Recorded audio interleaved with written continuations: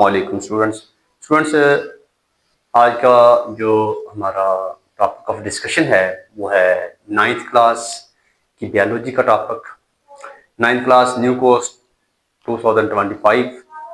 तो स्टूडेंट्स, इसमें हम आज जिस चैप्टर के ऊपर बात करने जा रहे हैं वो सेल साइकिल का चैप्टर है। तो उसमें हमने जो टॉपिक सिलेक्ट किया है वो सेल साइकिल का ही टॉपिक है। सर, जो होता क्या है ये सेल साइकिल? जब सेल डिवाइड होता है ना, डिवाइड होने के बाद सेल एक सीरीज के अंदर से गुजरता है,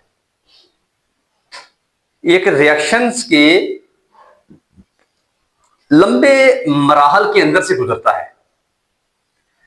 उस मराहल की ये सीरीज होती है, उसे हम लोग कहते हैं कि सर वो सेल साइकिल है। ये मराहल की एक लंबी रेगुलर सीरीज होती है, इवेंट्स की, रेगुलर इवेंट्स की एक लंबी सीरीज होती है सेल डिवाइड होने के बाद।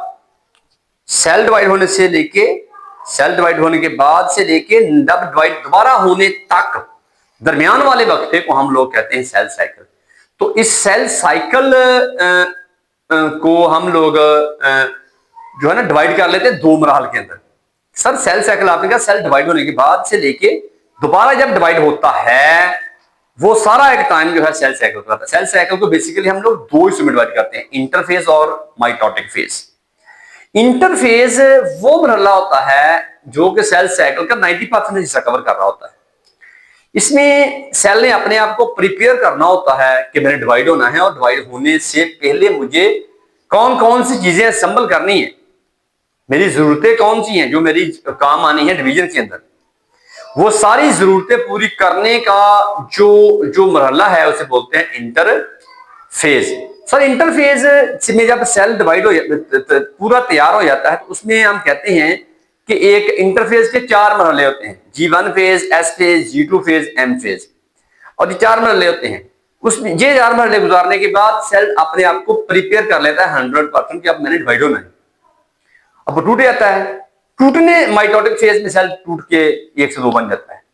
तो 10% हिस्सा जो है सेल साइकिल का माइटोटिक फेज में है, 90% जो हिस्सा है वो है आपका इंटरफेज में।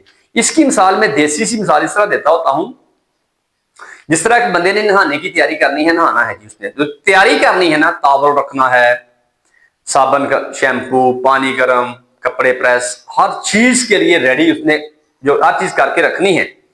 वो तैयारी जो है वो आपकी इंटरफेज है और नहा लेना जो है वो आपकी माइटोटिक फेज है। ये इस तरह करके है कि जब सेल साइकिल जो है ये दो मराहल पर मुश्तमिल होता है, एम इंटरफेज और एम माइटोटिक फेज।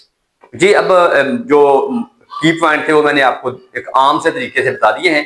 अब उसकी डिटेल जो आपकी बुक में लिखी हुई है उसके ऊपर बहस करते हैं कि वो क्या है। आइए चलते हैं। स्टूडेंट्स कहता है कि सेल साइकिल जो है जो रेगुलर सीरीज होती है इवेंट्स की, उसे हम सेल साइकिल कहते हैं। तो पूरी जिंदगी में जो ये सेल्स है ना ये इस तरह की सीरीज से गुजरता है। तो ये सीरीज इंक्लूड कौन सी सीरीज है डिवाइड होने के बाद सेल? सर ग्रोथ है, प्रिपरेशन है और सेल डिवीजन है। तो ये प्रोसेस ऑफ सेल डिवीजन जो है वो दो तरह होता है, माइटोसिस के जरिए या मियोसिस के जरिए। सेल का टूटना, सेल के डिवाइड होने के दो तरीके होते हैं। ऐसा सेल का तरीका तकसीम जिसमें एक सेल दो में डिवाइड होता है और दोनों सेल्स जो डाटा सेल बनते हैं एक पेरेंट सेल से, हर डाटा सेल में क्रोमोसोम की तादाद जितनी पेरेंट में उतनी ही डाटर में होती है। उस तरीका तौलीद को, उस तरीका तकसीम को बोलते हैं हम माइटोसिस। ऐसी सेल डिवीजन जिसमें एक सेल चार सेल में डिवाइड होता है और हर सेल डाटा सेल में क्रोमोसोम की तादाद हाफ रह जाती है, उस डिवीजन को बोलते हैं मियोसिस। ये आमतौर के ऊपर सेक्स सेल्स में गमीट्स में होती है। और जो माइटोसिस है जो सोमैटिक सेल यानी कि बॉडी बनाने वाले सेल्स के अंदर होती है।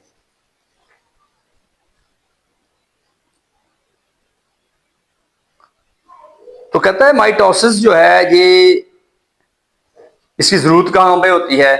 ये ग्रोथ में, रिपेयरिंग में। और मियोसिस की कहां पे जरूरत होती है? ये अपने गमीट्स बनाने के लिए। ये अब थोड़े थोड़े की पॉइंट जेल में रख लीजिएगा। बाद आपको पूछ लेता है सर माइटोसिस की तारीफ करें, माइटोसिस की अहमियत क्या है सर? सेल्स की रिपेयरिंग, सेल्स की रीजनरेशन में माइटोसिस बहुत अहम किरदार अदा करता है, डेवलपमेंट में इसका किरदार है। ये पुरानी बुक में बड़ी डिटेल टॉपिक था। अभी बहरहाल आप लोग इसको वैसे ही जरा जर्नल देख लें सर ये कहाँ कहाँ इसका इस्तेमाल होता है। आगे हम लोग अपने टॉपिक की तरफ बढ़ रहे हैं। तो आप जानते हैं कि ये जितना भी आपकी बॉडी के अंदर रिपेयरिंग होती है या वो डेवलपमेंट होती है, ग्रोथ होती है, वो माइटोसिस होती है। तो ये हम लोग अब बात करते हैं कि सर सेल साइकिल क्या होता है। कहता है it is the series of event that take place in a eukaryotic cell from formation to its division. कि ये एक सीरीज होता है cell cycle,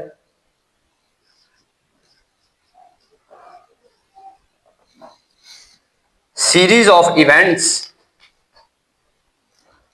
It is the series of event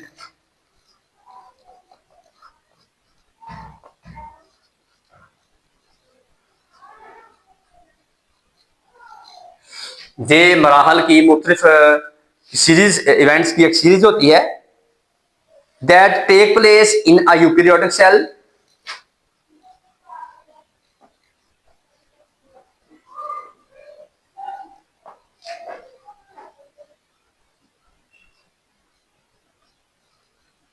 जो एक यूकैरियोटिक सेल्स में परफॉर्म हो रही होती हैं from its formation to its division, from its formation to division, इसके बनने से लेके इसके डिवाइड होने तक। ये ऐसी इवेंट्स का सीरीज होती है, मुख्तलिफ मराहल का एक मरहला होता है, मुख्तलिफ मराहल का एक सिलसिला होता है सेल के डिवाइड होने से बनने से लेके डिवाइड होने तक। सेल के बनने से लेके उसके डिवाइड होने तक एक सीरीज का मरहला होता है, उसे हम लोग सेल साइकिल बोलते हैं। इसको हम लोगों ने जो सेल साइकिल को हम दो पार्ट्स में डिवाइड किया है, इंटरफेज और माइटोटिक फेज।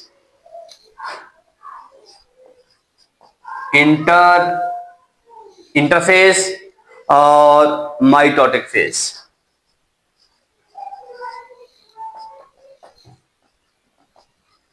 माइटोटिक फेज इसके दो मराहल हैं, इंटरफेज और माइटोटिक फेज। सबसे पहले हम बात करते हैं इंटरफेज की। सर ये क्या होता है?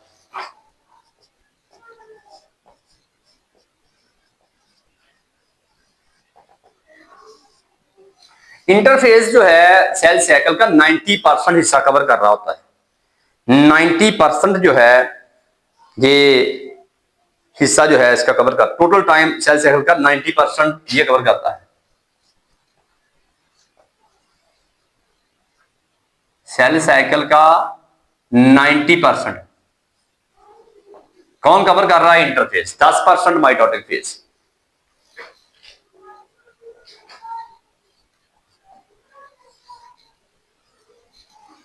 ये बात जरा ध्यान में रखिएगा। कहता है इंटरफेज के दौरान सेल जो है वो परफॉर्म करता है लाइफ फंक्शनल, जिंदगी के काम, मुख्तलिफ तरह के काम परफॉर्म करता है according to its speciality and prepare itself for next. वही बात कर रहा है कि सर ऐसे काम इंटरफेस में सेल करता है जो कि बहुत मखसूस होते हैं और सेल्स डिवीजन के लिए लाजमी होते हैं। खास खास काम करने उसने, और सेल डिवीजन के लिए वो जो आगे जाके एम माइटोटिक फेज में चाहिए होते हैं सारी चीजें वो तैयार करनी होती हैं।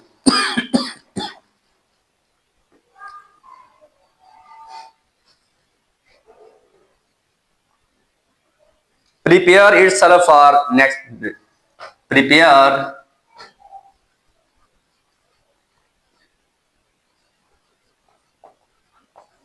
डिवीजन के लिए तैयार करता है सेल को। भाई तैयार हो जाओ, आपने डिवाइड होना है, ये चीजें आपको चाहिए होती हैं।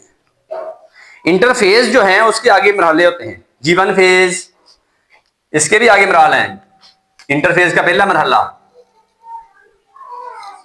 G1 फेज, पहला G1 फेज जो है, इसके आगे में ले G1 S phase, G2 phase, 3 में ले इसके हैं। सर G1 फेज में क्या होता है? ये बड़ा आम सवाल है, शॉर्ट क्वेश्चन में भी आ जाता है बाज दफा बच्चों को। इसमें क्या होता है सर, सेल जो है माइटोसिस फेज के एंड से जो स्टार्ट हो जाता है, सेल डिवाइड हुआ है, सेल बन गया है। अब उसने तैयारी कर ली है, अब मैंने दोबारा डिवाइड होना है जाके, अब दोबारा डिवाइड होना है जाके, वो डिवाइड होने से पहले पहले बड़ा मरहला इंटरफेज है, उसमें क्या करना होता है? नंबर एक सर, इसे कहते हैं ग्रोथ फेज। ऑब्जेक्टिव का सवाल है सर, इसको ग्रोथ, ये कहते हैं ग्रोथ फेज ये वाली। इसमें क्या है, सेल ऑर्गेनेल्स बढ़ जाएंगी और मुख्तलिफ तरह के सेल अपने साइज भी बढ़ा लेगा। तो इस फेज के दौरान सेल जो है प्रोटीन बनाता है और ऑर्गेनेल्स बनाता है। प्रोटीन, ऑर्गेनेली मुख्तलिफ तरह की, और सेल का साइज बढ़ जाता है। ये चीजें होती हैं। इसमें फेज के दौरान सेल अपनी प्रोटीन की मिकदार बढ़ा लेगा, सेल साइज बढ़ जाएगा, मुख्तलिफ तरह के ऑर्गेनेल्स भी बढ़ जाएंगे। सेल जो है ये मुख्तलिफ तरह के एंजाइम बनाता है जो कि एस फेज में चाहिए होते हैं। एंजाइम भी बनाएगा,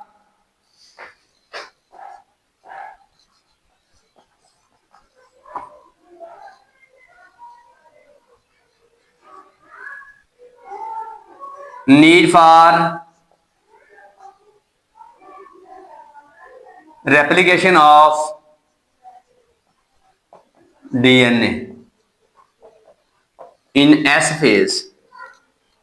सर ऐसे एंजाइम बनाएगा जो डीएनए की रेप्लिकेशन में चाहिए होते हैं एस फेज के दौरान। नंबर दो sir, S phase synthesis phase.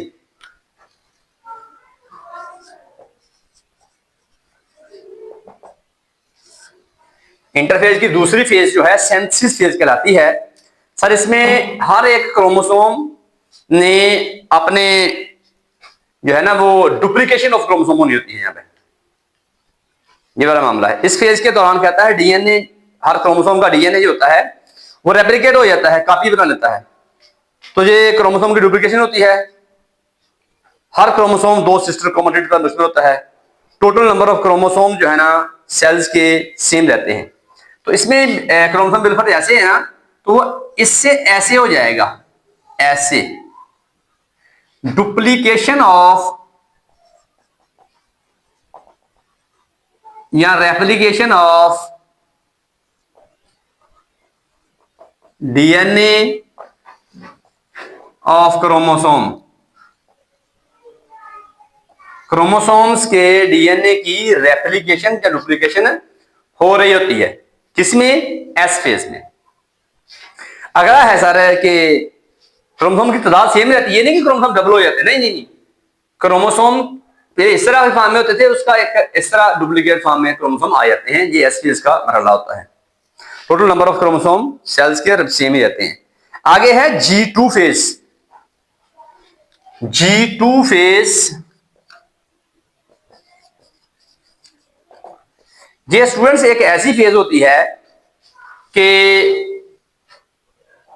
G2 phase के अंदर सेल चेक करता है अपने आप को, आया कि मेरी हर चीज पूरी है, जो मैंने डिवाइड होना है आगे जाके, क्या एस फेज वाली सारी चीजें पूरी होगी? G1 में हर तरह का क्रोमोसोम बन गया है, क्या सेल ऑर्गेनेल तमाम बन गई है मुझे चाहिए आगे जाके? तो ये चेक पॉइंट होता है। इस फेज के अंदर सेल जो है वो ग्रो करना और प्रोटीन जो जरूरी होती है सेल डिवीजन में वो बनाता है। सेल कंटिन्यूज टू ग्रो,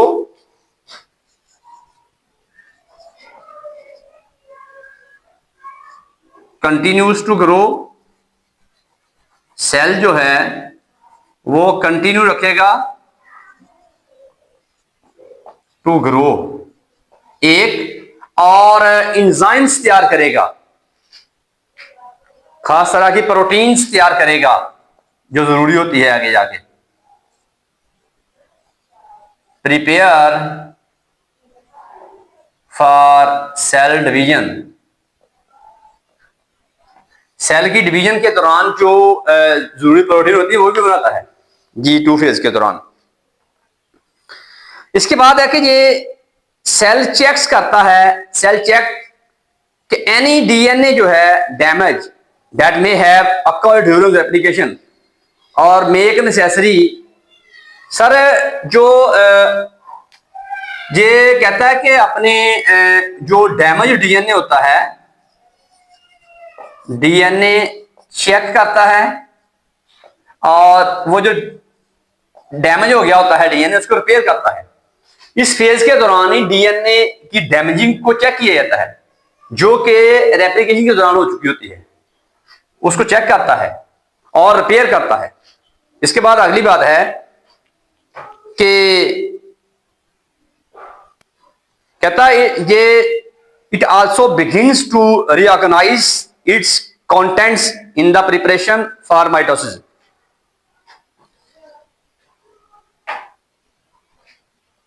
अपने कंटेंट्स की रीऑर्गेनाइजेशन भी करता है। Contents reorganisation, reorganise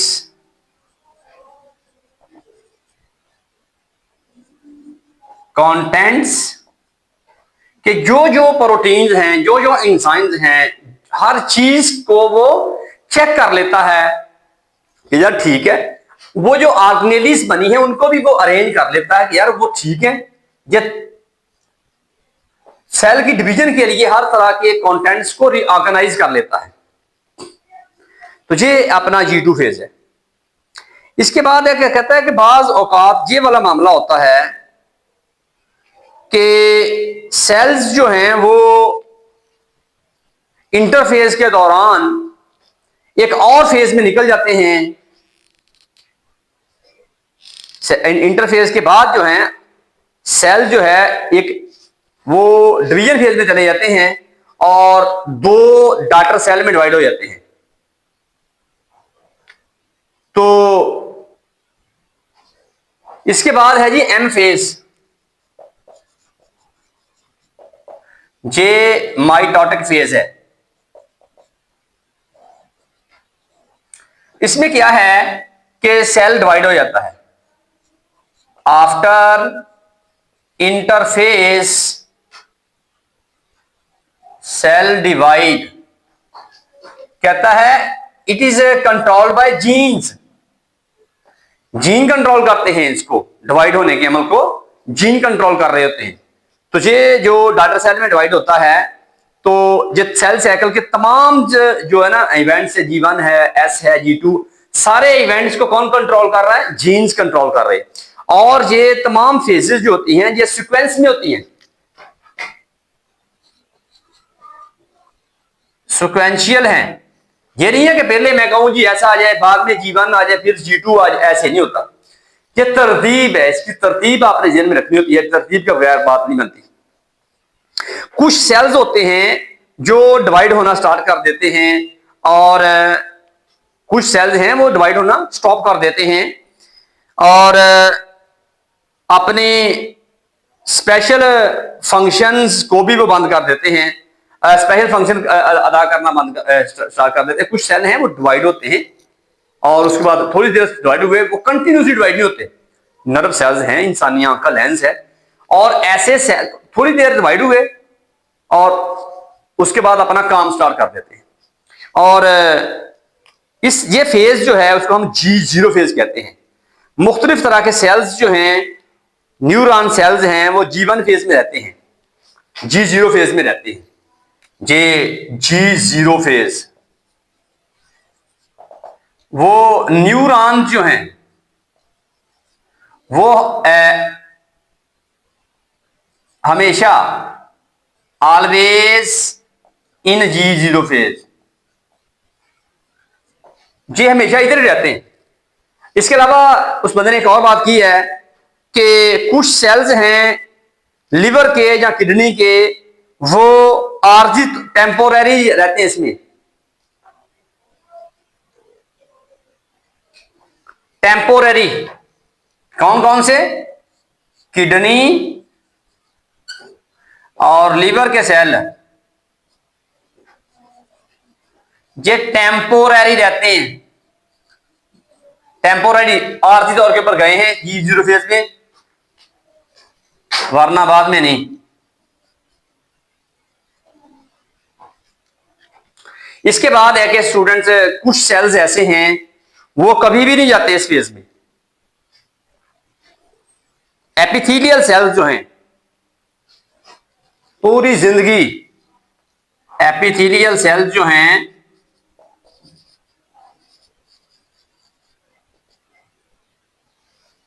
never go into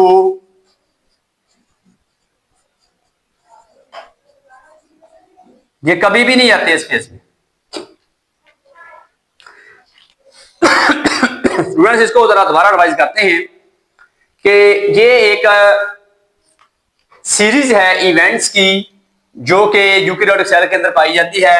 cell के डिवाइड होने से लेके सेल के डिवाइड होने के बाद एक मुख्तलिफ मराहल का मुख्तलिफ इवेंट्स का एक सीरीज होता है। स्टूडेंट्स ये माइटोटिक फेज जो है ये इंटरफेज और माइटोटिक फेज दोनों मिलकर सेल साइकिल बनाते हैं। तो इंटरफेज जो है सेल साइकिल का वो 90% बनाता है और माइटोटिक फेज जो है वो 10% बनाता है। तो इंटरफेज के अंदर सारे के सारे मराहल तय होते हैं। उसमें हमने G1 फेज पढ़ा है। तो G1 फेज में ग्रोथ फेज ये है, इसमें प्रोटीन मुख्तलिफ ऑर्गेनेलिज की तैयारी होती है, सेल अपना साइज बढ़ा लेता है, मुख्तलिफ तरह के इंजाइम्स की तैयारी हो जाती है जो कि DNA की रेप्लिकेशन में इस्तेमाल होने होते हैं। इसके बाद हमारा है एस फेज जो है उसे डुप्लीकेशन या रेप्लिकेशन ऑफ DNA की फेज कहते हैं। तो सारे इसमें जो है कि नंबर ऑफ क्रोमोसोम्स जो हैं वो सेम रहते हैं। ये नहीं कि वो एस फेज के अंदर नंबर ऑफ क्रोमोसोम डबल हो जाते हैं, ऐसा मामला नहीं होता।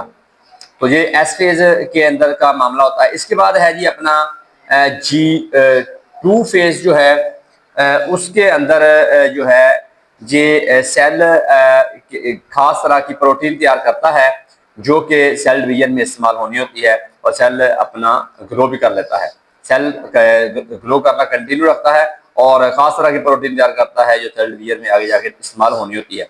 और नेक्स्ट है कि सर ये रिकॉग्नाइज कंटेंट्स भी करता है। इस मामले में रिपेयरिंग भी होती है, DNA जो डैमेज होता है उसकी चेकिंग भी होती है। अगला स्टेज मेरा है उसमें जो है कि M फेज और जो है उसमें माइटोटिक फेज कहलाती है। मुझे इंटरफेज के बाद आती है और सेल डिवाइड हो जाता है और बिल्कुल जीन ये जो अपना है ना इसको सेल साइकिल बड़ा सिक्वेंशियल होता है, ये बड़ी तरतीब से चल रहा होता है, इसको जीन्स कंट्रोल करती हैं। तुझे अपना हमारा सेल साइकिल के मराहल हैं और इसमें बाज सेल्स जो है सेल साइकिल के अंदर बाज दफा ये भी होता है कि G1 फेज के बाद सेल साइकिल इंटरफेज जो सेल साइकिल होती है वो G0 में भी चली जाती है। तो G0 फेज के दौरान सेल के न्यूरॉन जो होते हैं ना वो स्पेशली G0 फेज में चले जाते हैं और वो लामहदूद टाइम के लिए पहुंच जाते हैं। लीवर के सेल हैं, किडनी के सेल हैं, ये टेम्पोररी तौर के ऊपर G0 फेज में जाते हैं। और एपिथेलियल सेल जो है या जो वो कभी भी G0 फेज में नहीं जाते। ये ऐसी फेज होती है जो कुछ वक्त के लिए क्रूशियल फेज होती है कि इसमें सेल्स अपने आप को लेके चले जाते हैं और डिवाइड होना बंद हो जाते हैं। या तो परमानेंटली बंद होते हैं या टेम्पोररी होते हैं या कभी जाते नहीं हैं। ये सेल की नेचर के ऊपर डिपेंड करता है किस तरह के सेल्स हैं और किस तरह के सेल्स ने इनमें जाना होता है।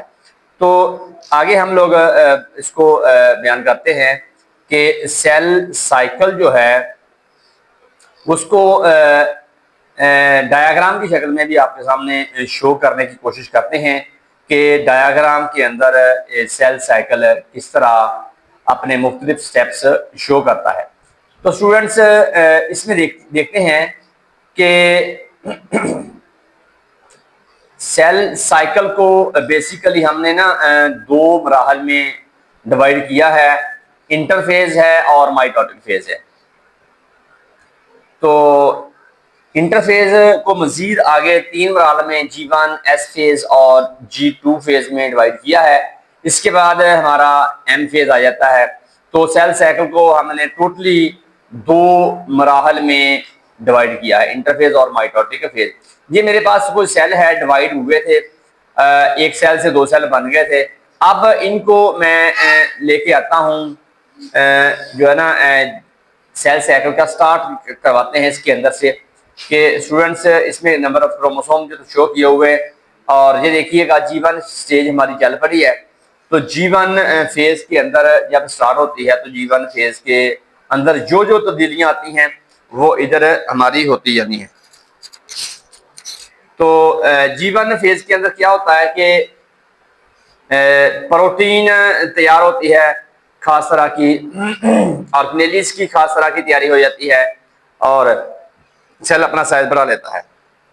ये है जी G1 फेज के जो है ना जो स्टेजेस के अंदर जो तब्दीलियां आती हैं वो ये होती हैं कि प्रोटीन की तैयारी, सेल ऑर्गेनेली की बढ़ जाती है, सेल साइज में बढ़ जाता है। अब नेक्स्ट स्टेज आ जाती है G2 फेज, सॉरी G1 के बाद S फेज आ जाती है।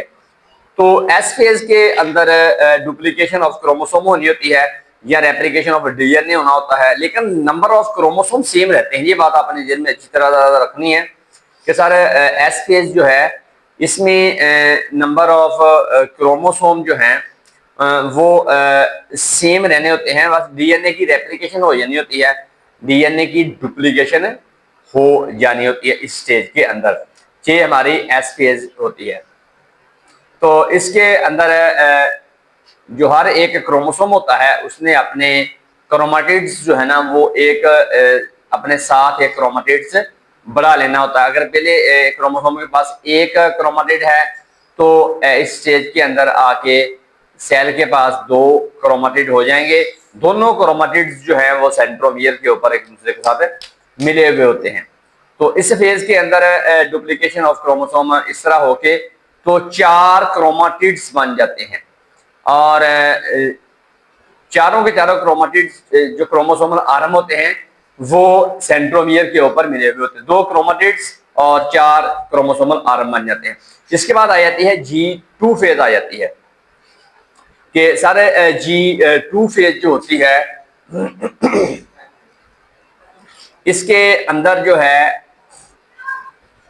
G2 फेज, ये देखें अभी इस क्रोमोसोम का भी बताया जा रहा है कि ये एक क्रोमोसोम होता है, उसका सेंट्रोमियर होता है और एक क्रोमाटिड होता है। जब डुप्लीकेशन ऑफ क्रोमोसोम हो जाती है या रेप्लिकेशन ऑफ डीएनए हो जाती है तो वो दो क्रोमाटिड्स बन जाते हैं।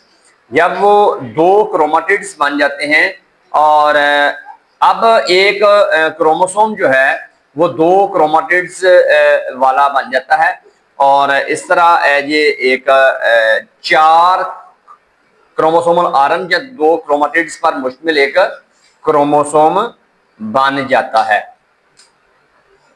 तो ये हमारा जो फ्रूट होता है ये एस फेज का होता है कि सर इसमें ये चार क्रोमोसोमल आर्म या दो क्रोमाटिड्स और एक सेंट्रोमियर के ऊपर दोनों आपस में मिल रहे होते हैं।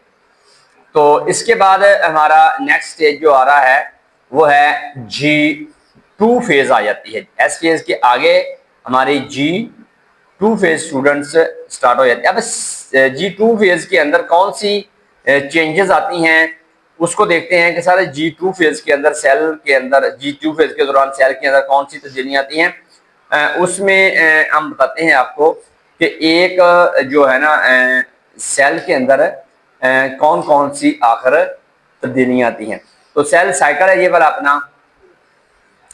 तो इसमें बताते हैं कि G2 फेज के अंदर सेल अपने आप को मुकम्मल रेडी कर लेता है डिवाइड होने के लिए। तो ये हमारा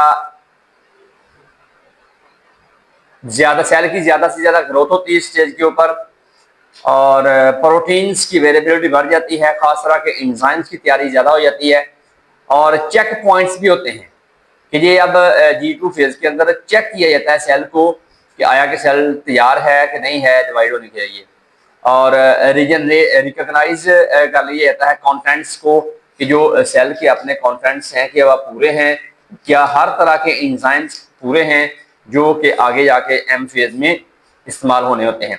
हर तरह से सेल को हम लोग तैयार करवा लेते हैं अब इसके बाद सेल एम फेज में चला जाता है। एक सेल जो है वो टूट जाता है और टूट के दो डॉटर सेल में कन्वर्ट हो जाता है। एम फेज जो है ये माइटोटिक फेज है, इसमें सेल जो है वो डिवाइड हो जाता है और दो डॉटर सेल में टूट जाता है। ये है जी हमारी एम फेज जो है डिवीजन फेज कहलाती है।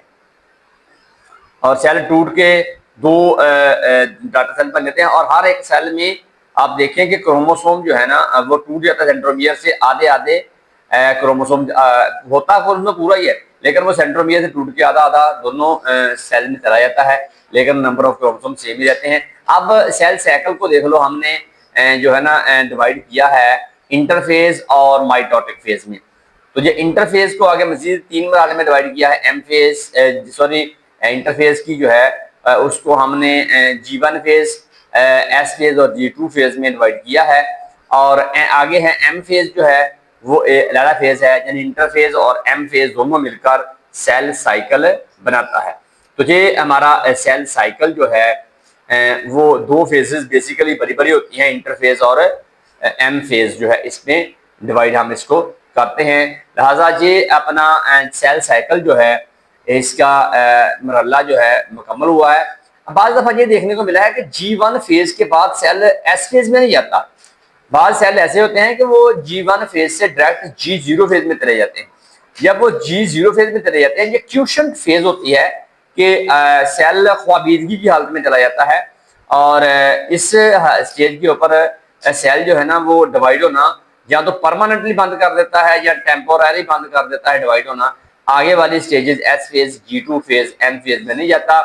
तो ये सेल G0 फेज में जाके ख्वाबीदगी की हालत में चला जाता है। तो इस में भी मुख्तलिफ आरा है, मुख्तलिफ तरह की चीजें देखने को मिलती हैं कि ये बाद सेल होते हैं टेम्पोररी या परमानेंटली तौर के ऊपर इसके अंदर जाते हैं G0 फेज में। तो सारे के सारे सेल्स जो है ना इसमें नहीं जाते, मुख्तलिफ जिस्म के हिस्सों के सेल्स हैं वो मुख्तलिफ अंदाज से G0 फेज में जाते हैं। आप देखेंगे कि जो सेल साइकिल है इसके बेसिकली दो मराहल होते हैं, इंटरफेज और जिसको हमने तीन मराहल में आगे डिवाइड किया हुआ है, G1 फेज, एस फेज और G2 फेज। और इसमें जो है ना ये माइटोटिक फेज आ जाता है। बेसिकली दो मरहले होते हैं सेल साइकिल के, इंटरफेज और माइटोटिक फेज। इंटरफेज को मजीद हमने आगे तीन मरहल में डिवाइड किया है, G1 फेज, एस फेज और G2 फेज। और एम फेज में तो सेल डिवाइड हो जाता है, टूट जाता है 1 से 2 में। तो ये सेल साइकिल की जो है ना मुकम्मल जो है ना अपनी स्ट्रक्चर है। किस तरह दिखाया हुआ है कि G1 फेज से एस फेज में सेल आता है, एस फेज से G2 फेज में जाता है और G2 फेज से एम फेज में चला जाता है। और ये हमारा G1 फेज है, ये हमारा एस फेज है, ये हमारा G2 फेज है और ये हमारा एम फेज है। और बताया हुआ है कि एक एक स्टेप के ऊपर कौन कौन सी तब्दीलियां सेल के अंदर वाक़या होती हैं। तो ये हमारा इंटरफेज है और ऊपर जो है हमारा एम फेज है। एम फेज और इंटरफेज दोनों को मिला के अगर हम लोग देखें तो ये हमारा सेल साइकिल बन जाता है। तो ये सेल साइकिल का इंटरफेज है। तो ऊपर हमारा एम फेज है, दोनों को मिलाएं तो फिर हमारा जो है ना वो सेल साइकिल बन जाता है कि एक जो सेल है वो किस तरह अपने पूरे मरहले में पहुंचता है। इंटरफेज के मजीद तीन मरहल है, G1 फेज, एस फेज और G2 फेज है। तो ये तीनों फेजेस जो हैं G1, एस और G2 फेज इंटरफेज के आगे सब मरहल होते हैं। तो ये G1 फेज दिखाया हुआ है और कि G1 फेज में क्या क्या कुछ होता है, प्रोटीन की अवेलेबिलिटी बढ़ जाती है, ऑर्गेनेल्स ज्यादा हो जाते हैं, सेल अपना साइज बढ़ा लेता है। इस तरह एस फेज में सेल की डुप्लीकेशन होती है और G2 फेज में मजीद ग्रोथ होती है, प्रोटीन की अवेलेबिलिटी बढ़ जाती है, एंजाइम ज्यादा हो जाते हैं, चेक पॉइंट बढ़ जाते हैं और सेल के कॉन्टेंट्स को रिकॉग्नाइज किया जाता है। फिर हम लोग ये था स्टूडेंट आज का हमारा टॉपिक। उम्मीद करते हैं किताब आपको समझ में आ गया होगा। मिलते हैं एक नई वीडियो के साथ। अपना अपने प्यारों का ख्याल रखिएगा। पाकिस्तान।